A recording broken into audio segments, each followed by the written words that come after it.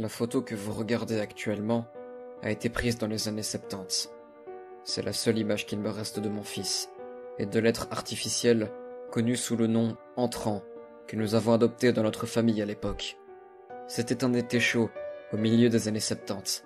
Après une longue journée de travail, je rentrais chez moi, de ma société forestière, lorsque j'ai dû m'arrêter au dépotoir local pour me débarrasser de quelques vieux meubles que ma mère nous avait donnés.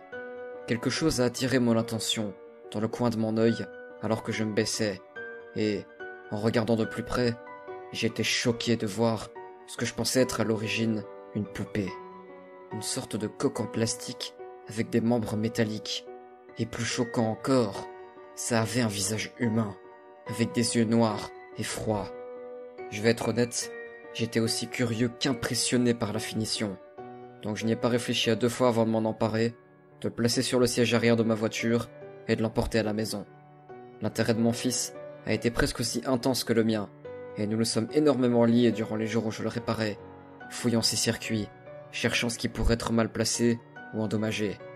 Et finalement, à notre grande surprise, l'être, le petit androïde, a semblé prendre vie.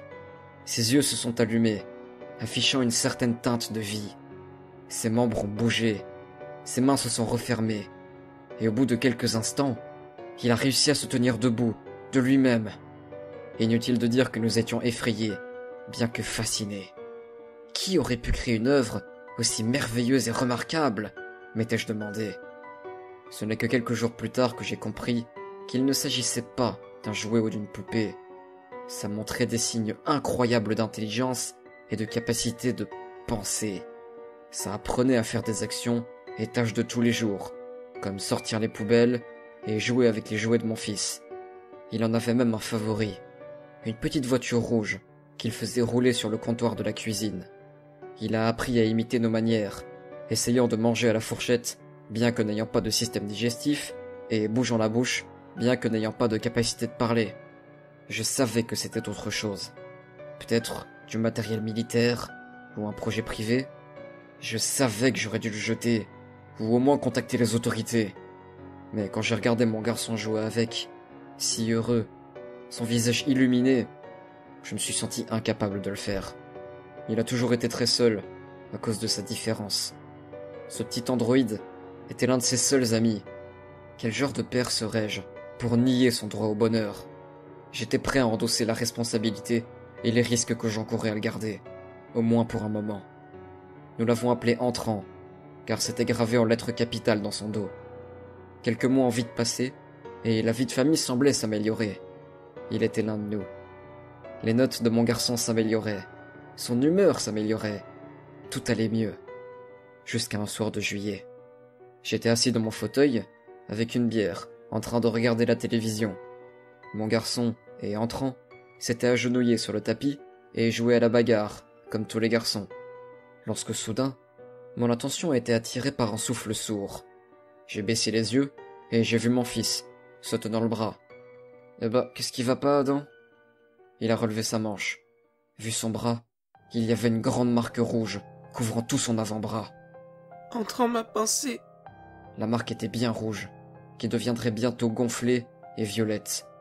Mon instinct de père m'a fait crier sur Entrant, comme je l'aurais fait sur un enfant dissipé.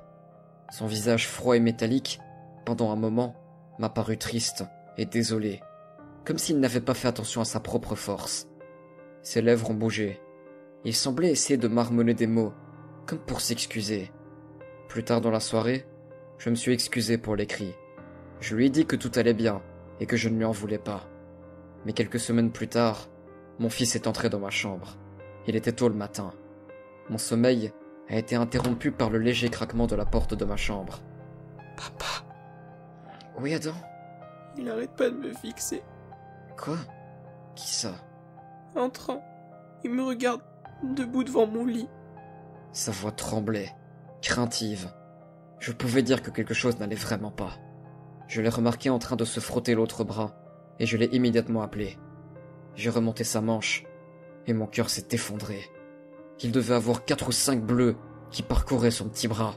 « Enlève ton t-shirt, Adam », demandai-je, essayant de rester calme. Je pouvais sentir un cocktail d'émotions monter en moi. Panique, peur, colère. Il a retiré son t-shirt et mes yeux se sont écarquillés. Mon cœur s'est brisé encore davantage.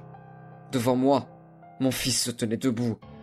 Son corps entier était recouvert de différentes nuances de violet, de rouge et de jaune. Immédiatement, je me suis levé et j'ai foncé dans la chambre d'Adam. Rien. J'ai hurlé à plein poumon pour appeler le robot, cherché sous le lit, retourné toute la chambre pour le trouver. Sans succès. Soudainement, j'ai entendu un bruit sec au-dessus de moi, puis des bruits de pas sourds. « C'est dans le grenier !» murmurai-je, mes yeux levés au ciel. En arpentant le couloir, j'ai remarqué que les murs de chaque côté de moi étaient couverts d'éraflures et qu'un fil les arpentait, menant jusqu'à la petite porte du grenier. Lentement, je l'ai ouverte, disant à mon fils effrayé de rester où il était. L'échelle est tombée et j'ai grimpé. J'ai pris la torche que nous avons laissée sur le côté de l'ouverture et je l'ai allumée. Je n'ai trouvé que la petite fenêtre du grenier, brisée. Il s'était enfui. Immédiatement, j'ai envisagé d'appeler les services d'urgence. Mais qui allait me croire? Un jouet en métal, blessant mon enfant? Ils auraient juste vu les ecchymoses et ils m'auraient enfermé en prison. Je n'avais d'autre choix que de me taire. Des semaines, puis des mois passèrent. Chaque fois que nous sortions, nous remarquions de plus en plus de signes de la présence d'entrants. Des marques de griffures familières, ainsi que des traces devant la maison. Les plantes avaient été écrasées. Des flaques de boue menaient aux fenêtres. Je craignais pour mon fils, l'amenant et venant le chercher à chaque fois à l'école, ne le laissant jamais hors de ma vue. Mais qu'est-ce qui a causé cette soudaine hostilité envers nous? Qu'avions-nous mal fait? Était-ce depuis que je lui avais crié dessus? Je me suis retrouvé à parler fort le soir, m'excusant devant les murs, devant une salle vide, dans l'espoir qu'entrant l'entende, en espérant qu'il arrêterait ses rondes menaçantes autour de ma maison. Mais mes tentatives étaient vaines. Si j'avais su ce qui allait arriver, je n'aurais pas dormi cette nuit-là. Mon sommeil a encore une fois été troublé, bien que cette fois, c'était par un cri à glacer le sang. Mes yeux se sont ouverts, et aussitôt, presque par instinct naturel, je me suis précipité dans la chambre de mon fils. Il était trop tard. La chambre avait été retournée, tout était par terre, les draps du lit déchirés et sa fenêtre cassée. J'ai éclaté en sanglots, en criant à voix haute pour le retour de mon fils. J'ai appelé la police, leur disant que mon fils avait été kidnappé. Ils m'ont demandé si j'avais vu le coupable. J'ai menti et prétendu que non, en espérant que les images de mon fils suffiraient.